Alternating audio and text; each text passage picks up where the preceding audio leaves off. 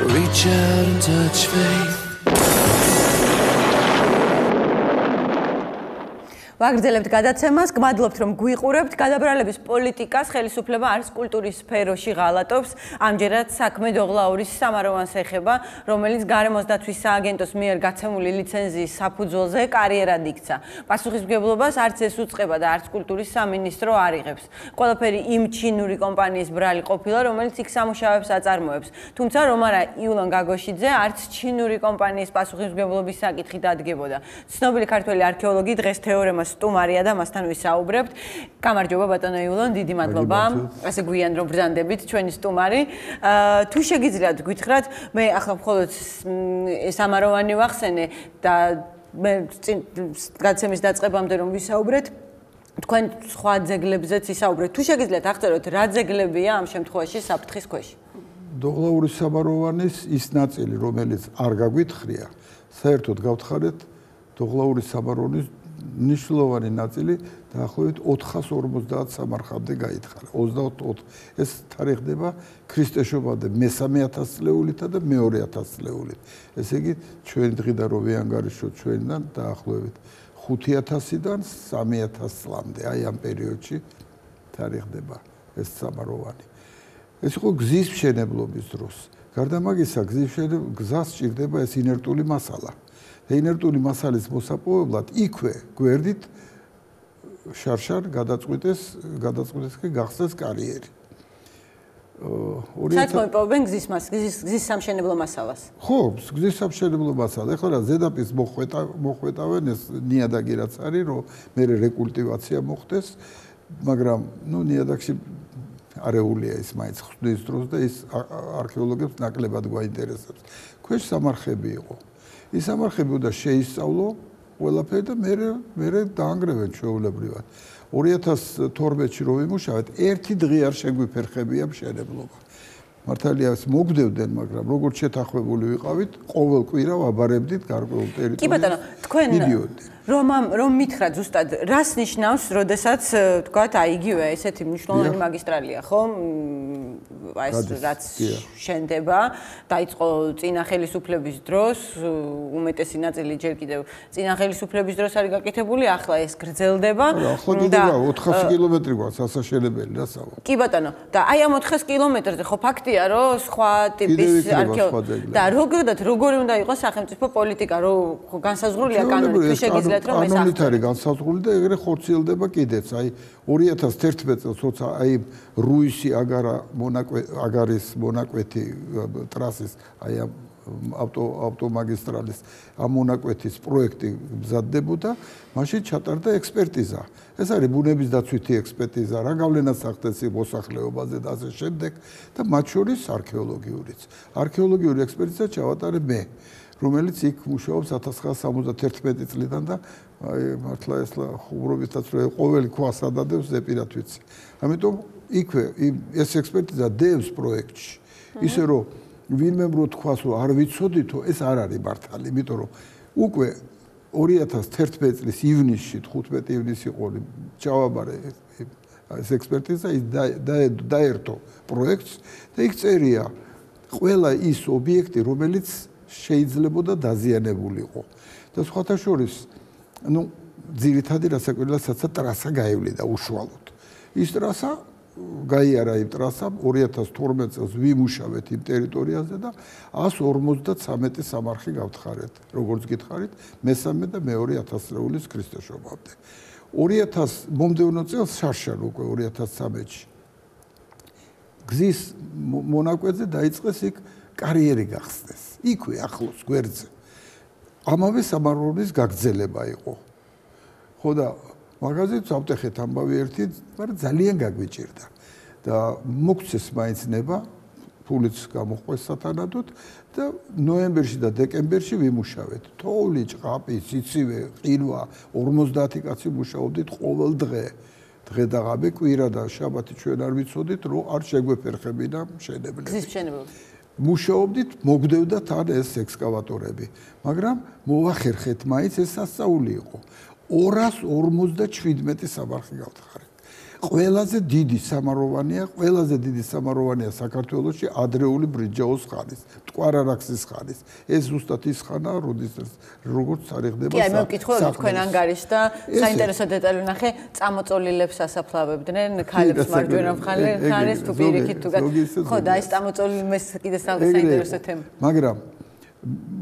მაგრამ ამ ზაფხულს უკვე არ ვიცი, აი ეხლა რო ვამბობთ, რომ ეს საცა ეხლა ვიყავით, მაგ ადგილას ამ ზაფხულს გაიხსნა კარიერი, ზაფხულში მივედი, ნახე უბრალოდ, იმიტომ მაინტერესებდა რა ხდებოდა, სამი ყორღანი ნამდვილად იყო მოთხრილი. ეხლა ყორღანი რა არის? ყორღანი ქვაყრილია, რომელიც ფარავს ორმოს, სამარხ ორმოს.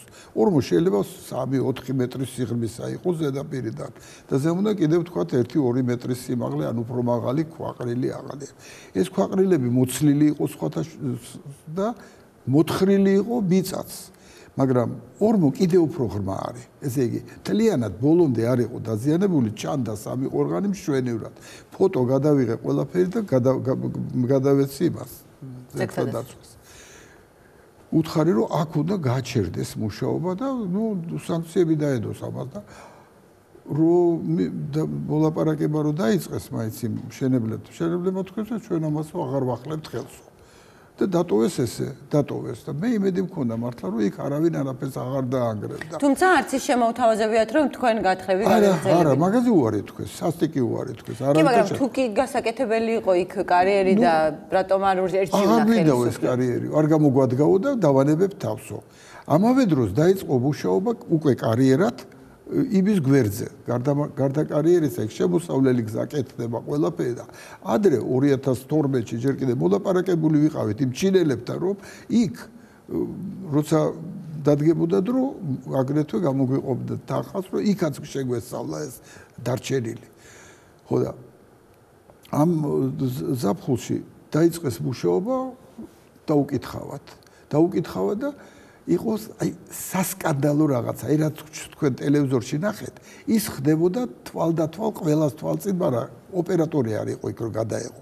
დატაცებულია უამრავი მასალა არქეოლოგიური, გაიფანტა ხალხში. მე იმედი მაქვს კიდე რომ იმას მოიტანენ მუზეუმში გასაყიდად. ან შავბაზარზე გავა იარაღი.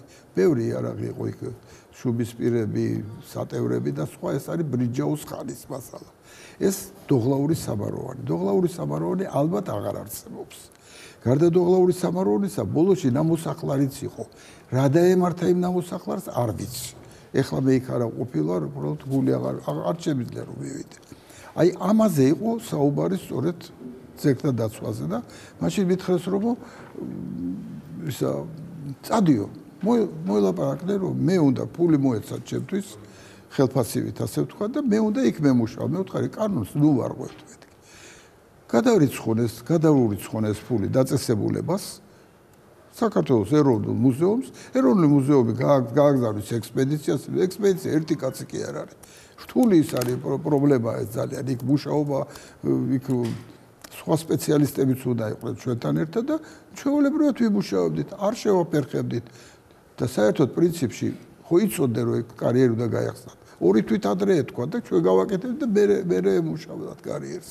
კი ბატონო. ხო და ეხლა რაც მოხდა აქ, ეს იყო სრულიად მოულოდნელი ჩემთვის. მოვიდა ჩემთან ტელევიზია და მთხოვა რომ მოდიო ის კარიერები ვნახოთ. რომელი? დედოფლის მინდორზეც გახსნას კარიერი. და იქ რაღაც არ ვიცი მე იქ დაიბრა. დედოფლის მინდორი უფრო გვიანდელი პერიოდია, ხო? ჩვენ წელთაღრიცხვა ხონდა პირველი მეორე საუკუნე. დედოფლის მინდორზე არის ისეთი ობიექტი, როგორც საქართველოში არ არის. მეფეთა სამლოცველო თუ სამეფო ის არის, სამლოცველო ის არის, ტაძრების კომპლექსი უზარმაზარი, 4 ჰექტარი უკავია, 4 ჰექტარი ერთ შენობას. ეს არის სასწაული რაღაცა და იმის გვერდზე გახსნეს კარიერი. და ეს ამბავზე უბრალოდ მივედით იქ რომ გვენახა ძველი დანგრეული ყორღანები არა და თურმე გაუფართოებიათ თხრიან უზარმაზარი ტერიტორია ახლა ეს მე ის არც მინახავს ახლა ტელევიზორში უყურებ მინისტრი როცა იყო მაშინ ველი აჩვენეს უზარმო რამდენიმე ჰექტარია იქ გაწმენდილი უკვე. კი ბატონო, საქმე ეხება როგორც ხვდები ორ ძეგლს. ერთი არის დოღლაურის სამაროვანი და მეორე არის დედოფლის ბერიკლდეების. არა, დედოფლისი მესამეა. ბერიკლდეები და მესამე. ეხლა გეტყვით ბერიკლდეები რა არის? ბერიკლდეები არის დღევანდელი არქეოლოგიური, ესე ვთქვათ, ყველაზე უფრო აქტუალური პრობლემა არა მარტო საქართველოს არქეოლოგიის, არამედ კავკასიის არქეოლოგიის და შესაძლებელია მსოფლიო არქეოლოგიის ერთ-ერთი უმთავრესი პრობლემა. რატომ? იმიტომ რომ ბერიკლდეები არის ეხლა 1897-ში ჯერ კიდევ ჩრდილოეთ კავკასიაში ბაიკოპში გაითხარა მდიდრული ყორღანი ოქროთი და ოქროს ჭურჭლითა და სავსე. აი მაშინა გაუგებარი იყო ეს ამბავი, მაგრამ მაშინაც როსტოვცევი იყო ერთი არქეოლოგი ბრძანა რომ ეს არის ურუკის კულტურაო. ურუკის კულტურა მოგეხსენებათ არის მესოპოტამიის შუამდინარეთის კულტურა, რომელიც შუმერის ქალაქებს, შუმერს 1000 წლით უსწრებს ის, 1000 წლით უფრო ძველია. აი ეს კულტურა აღმოჩნდა კავკასიაში, ჩრდილოეთ კავკასიაში და ეხლა საქართველოშიც. ჩვენთან მათ სწორედ ბერიკლდეებზე გაითხარა ტაძარი, ერთადერთი ესეთი ობიექტი. და ზუსტად ამის გვერდზე სამარხები დაანგრიეს. რითი ვარ დაზღვეული, მეთქი დავწერე კიდეც ის უდევთ იქ ჩემი დაწერილი. რითი ვარ დაზღვეული, ეს არ იყო იმავე პერიოდის სამარხები. მე არ ვიცი ის რა სამარხი. რა დანგრეული დამხვდა. ეხლა რომ მივედით, იქ ორი ობიექტი დაიგრა ჩვენ თვალწინ. ერთი უფრო ადრე იყო დანგრეულის მერე ვნახეთ, მაგრამ პირველად ის ყორღანი როგორც მთელი ჭურჭელი რაც იყო, ეს არის შუაბრინჯაოს ხანა. ტრიალეთის ოქროსთან ხო გახსოვთ? აი იმ პერიოდის სამარხებია. იმ პერიოდის სამარხებია. ეხლა სამარხი დაიგრა. მაგრამ ქვეშ დიდი ფილაც რო ქვის ფილა თუ ჩადა თუ გახსოვთ, იქ აღმოჩნდა ზუსტად ურუკის კულტურის კერამიკა. ზუსტად იმ პერიოდის რითი ვარ დაზღვეული, ის ერთადერთი ძეგლი არ დავანგრიეთ, რომელიც მანდ იყო. არა და ეგეთი ფილებით შეკრული, აი დიდი ფილებით შეკრული სამარხი არის ჩრდილოეთ კავკასიაშიც გათხრილი. ძალიან დიდრული სამარხი იყო იქ და ეგეთივე არის ურუკის კულტურისა იმაში ასლან-თეპეზე თურქეთში. აი აქ გვაქვს ეგეთი რაღაც. ეს ძალიან მნიშვნელოვანი რამ არის. 30-ზე მეტი ძეგლი არის ამ პერიოდს უკვე ნანახი აზერბაიჯანში.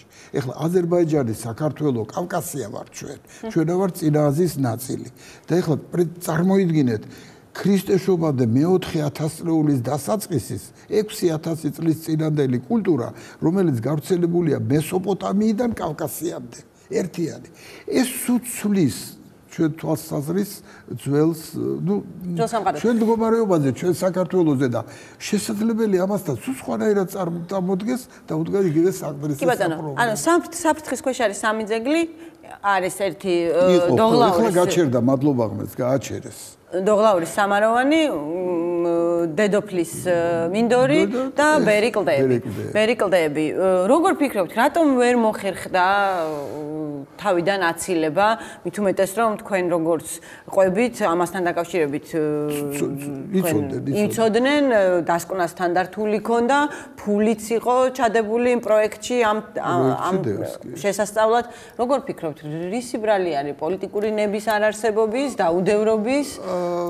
არ ვიცი, ვერ გეტყვით ვერაფერს, ისი ბრალია. იმიტომ რომ პოლიტიკა აქ წესით არაფერ შუაში არ უნდა იყოს. კარგი ისაო, შეიძლება ის გავაქციოთ, ხო, ინვესტორები.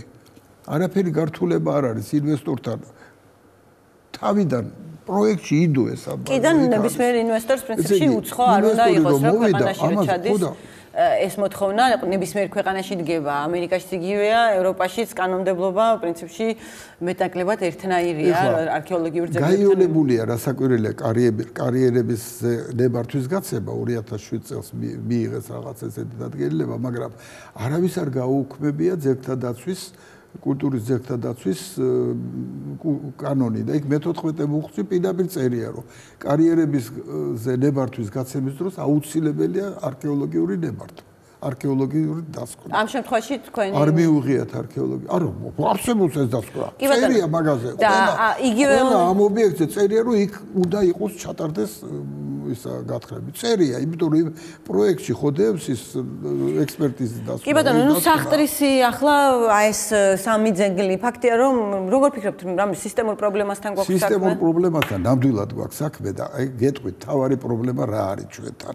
თავარი პრობლემა არის ის, რომ ჩვენ ვართ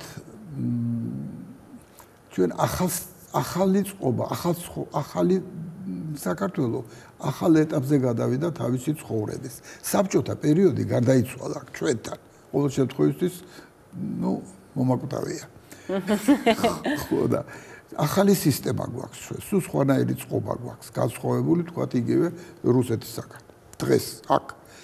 მაგრამ იმ საბჭოთა პერიოდში ავად თუ კარგად მუშაობდა, ავად კი არა, კარგად მუშაობდა ის სისტემა. იქ იყო არქეოლოგიური კომისია აკადემიასთან. აკადემია იყო მეცნიერების სამინისტრო, ასე ვთქვათ. ეს იყო ჩვეულებრივი სამინისტრო, რომელიც აფინანსებდა მეცნიერებას. იქ ვიცე-პრეზიდენტი თავმჯდომარეობდა არქეოლოგიურ კომისიას. არქეოლოგიური კომისია იძლეოდა ნებართვებს, ამოწმებდა სწორედ მიმდინარეობს გათხრები თუ არა, იბარებდა ანგარიშებს, ატარებდა კონფერენციებს და აქვეყნებდა. აი ეს იქონდა არქეოლოგიური კომისია, ფულთან იმას საქმე არ ქონდა. ფულს აძლევდა იგივე აკადემიაში მართალი, მაგრამ სხვა. დღეს პრაქტიკულად ძეგლთა დაცვის სისტემა არ შეცვლილა, რაც იყო მაშინ, იგივე გადმოვიდა. ოღონდ გადაბარდა კულტურის სამინისტროს. კულტურის სამინისტრომ შექმნა აი ეს ძეგლთა დაცვის ეროვნული სააგენტო და დელეგირებულია იქ არქეოლოგიური კულტურული მემკვიდრეობის და ასე შემდეგ. მათ შორის არქეოლოგიაც. მაგრამ არქეოლოგია სხვა ძეგლებისაგან, არქეოლოგიური მემკვიდრეობა სხვა მემკვიდრეობისაგან ერთი მნიშვნელოვანი რაღაცებით განსხვავდება. აი მაგალითად არქეოლოგიური კულტურული მემკვიდრეობა არის თქვათ ტაძარიც, ეკლესია რო დგას და მიწისქვეშა ეს არქეოლოგიური ობიექტი, არქეოლოგიური მემკვიდრეობა არის კულტურული მემკვიდრეობის ის ნაწილი, რომელიც რაღაცა მიზეზის გამო აღმოჩნდა მიწაში, ან წყლის ქვეშ. აი ისინი არიან გარკვეულ მდგომარეობაში და ეკლესია დაუშვათ, ტაძარი. საჭიროებს რემონტს, შეკეთებას, დაცვას და ყველაფერს. კონსერვაციას. რა საკვირველია. მაგრამ არქეოლოგია ესეთია, რომ როგორც კი ამოიღებ, მაშინათვე თუ არ გაუკეთე იმას. იმიტომ რომ ის იცვლება ის იყო მიწაში, გარკვეულ პირობებში, უცბად ამოგაქს აერზე. შეიძლება ეს ხელში დაგეშალოს და გაქრეს საერთოდ. და ინფორმაციას იღებს სწორედ აი იმ გათხრის პროცესში. ამიტომ თქვათ ნივთი ის ქოთარი რო გადმოვარდა. თავისთავად კი ლამაზია დადგა მუზეუმში იმაზე, გამოფენაზე აჩვენებ, მაგრამ თავარი ინფორმაცია გათხრის პროცესში მიიღება. ესე იგი, გათხრა ასაჭირო. არქეოლოგია არის დარგი, რომელიც დაკავშირებული მერე შესწავლა მიდის მარტო არქეოლოგი დიდი ხანი არ მუშაობს. შეთა ბუნებისმეტყველები მუშაობენ, ტექნიკური ფიზიკოსები და სულ ყველა. ერთად მუშაობთ ჩვენ. მუდამ. იმიტომ რომ გარკვეულ შემთხვევაში მაგალითად თუ ანთროპოლოგი ჩემთან არ იქნა, ჩვენთან არ იქნა, თუ პალინოლოგი არ იქნა ჩვენთან და ის ინფორმაციის 80% ისინი გვაძლევენ მერე. იმათი დასკვნა. კი ბატონო, და კიდევ ერთი რთული რაღაცაა. ეს არის მეცნიერებაც არის ამავე დროს. ხო და ამას სხვანაირი მოვლა-წინდება და ამისათვის არსებობდა შეიქმნა ცენტრი იმისი რომელსაც უნდა მოემზადებინა არქეოლოგიური მემკვიდრეობის მართვის სამსახური შეიქმნა, რომელიც ვალდებული იყო მოემზადებინა რეფორმა. მაგრამ რეფორმა როგორც ჩანს არ უნდათ. ეს უკვე იმიტომ რომ ძველ სისტემაზე ადამიანებია მიბმული. ალბათ მე ეგრე ვფიქრობ, რომ აი ეგ რეფორმა რო ჩატარდეს, როდესაც იქნება სახელმწიფო ორგანო, რომელიც პასუხისმგებელი იქნება ნებართვების გაცემაზე, ანგარიშების ჩაბარებაზე, შემოწმებაზე, სწორედ მიდის თუ არა მუშაობა, მე რომელიც კონფერენციებს ჩაატარებს და ანგარიშებს გამოაქვეყნებს და უზრუნველყოფს დაცვას მოპოვებული მასალისა. ეს ორგანიზაცია იქნება სახელმწიფო ორგანო უნდა იყოს. კერძო რატომ არ შეიძლება რომ იყოს, თქვა, ესეთი ორგანო არ შეიძლება კერძო იყოს, იმიტომ რომ კანონმდებლობასთან არის დაკავშირებული. ამასთან იქნება არქეოლოგიური კომისიის, რა ქვია, პოლიცია, რომელიც ზედამხედველობას გაუწევს. ამასთან დაკავშირებული იქნება ის ეგრეთ წოდებული შავი ბაზარი. შავი ბაზრის მოსპობა არქეოლოგიაში ძალიან გულისხმობთ მოპოვებული ნივთების შავ ბაზარზე გაყიდვას, ბაჭო. დიახ, აი ამას ძალიან ადვილად მოევლება, თუ რასაკვირველია, მაგას მიუდექით მართლა სისტემურად და წესით.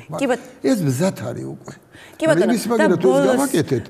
მოყურებელი რომ არ დარჩეს გაუგებრობაში, მინდა გკითხოთ საქართველოში შეიძლება ყველგან არ ვიცი მე თოხი დაარტყა და გაირკვეს რომ არქეოლოგიური ძეგლია, მაგრამ ფაქტია რომ მეორე მხრივ ხა ქვეყანას სჭირდება გზა, ქვეყანას სჭირდება ინფრასტრუქტურა, როგორ უნდა მოიქცეთ ამ შემთხვევაში, როდესაც ერთ მხარეს არის ადამიანის სულელი უნდა იყოს, რომელიც იტყვის რომ თუ არქეოლოგიური ძეგლია იქ საერთოდ საქართველოს და გადავსახლდეთ მაშინ. იმიტომ რომ ბევრი არქეოლოგია ჩვენ ვეკუთვნით წინა აზიას. აქ დაიბადა მსოფლიო ცივილიზაცია აქ. ჩვენ მის იმ ქვეყნების ნაწილი ვართ. ეს არის შუა მდინარეთი, დღევანდელი თურქეთი, ირანი, კავკასია. ეს აი აქ არის ეგვიპტეც. აი აქ არის სწორედ აქ ჩაისახა მთელი მსოფლიოს ცივილიზაცია. ეს ყველა სამშობლო ამერიკელებისაც. ამიტომ მოისწრაფიან აქეთკენ არქეოლოგები. ამიტომ მოისწრაფიან. მაგრამ ეხლა ძიმე სიტუაცია წინა აზიაში. ერაყში ვერ მუშაობენ, სირიაში, ლიბანში, პალესტინაში, გართულებული ეგვიპტეში სიტუაცია. განთავისუფლდა აქ ხალხი, ევროპელები, ამერიკელები. ისინი მოისწრაფიან ადრე ეს რკინის ფარდაც აღარ აგვაქვს, ეხლა თავისუფლად შეიძლება შემოვიდნენ აქ. არქეოლოგია ესეთი დარგია, რომელზედაც სახელმწიფო ფულს არ დახარჯავს. აი ახლაც ვინც მუშაობს საქართველოში უმეტესობა 80% უცხოეთი და შემოსული ფულით კეთდება ეს ამბავი. ესე იგი არქეოლოგია შეუძლია პირიქით შეიტანოს ფული, იმიტომ რომ ექსპედიცია რო ჩამოვა უცხოური და კანონის მიხედვით აუცილებლად ქართველთან ერთად უნდა ემუშაოს.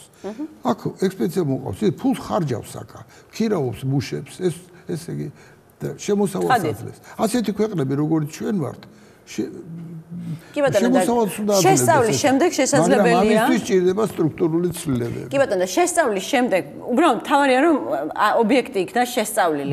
ამის შემდეგ შეიძლება გადაწყვეს ახლა იქ რაღაც ესეთი აღმოჩნდა კულტურული ძეგლი და შეიძლება დაინგრეს კიდეც. სამარხებისთან როცა გვაქვს საქმე, იქ როგორც წესი, იმას გავთხრით, შევისწავლით, თუ ძალიან ლამაზია, მოვკიდებ და გადავიტანთ. და დანარჩენს დავანგრევ. კი ბატონო, ამ შემთხვევაშიც თავისუფლად შეიძლებოდა რომ არც გზის მშენებლობას ერთი დღე არ შეფერხდებოდა მშენებლობა. კი ბატონო, უბრალოდ რომ მოენდომებინათ ეს, მაგრამ გვეჩქარება ჩვენ საერთოდ ყოველთვის. კი, გვეჩქარება, მაგრამ ეს ის შემთხვევა, როდესაც მოჩქარეს მგონი მოუგვიანდა, მოჩქარეს მგონი მოუგვიანდა, იმიტომ რომ ფაქტია, რომ გარემოს დაცვის სააგენტომაც და კულტურის სამინისტრომაც გააკეთეს განცხადება, რომლის მიხედვითაც ამ კომპანიამ სამუშაოები უნდა შეწყვიტოს, სამწუხაროდ პასუხისმგებლობა საკუთარ თავზე არც ერთმა უწყებამ არ აიღო.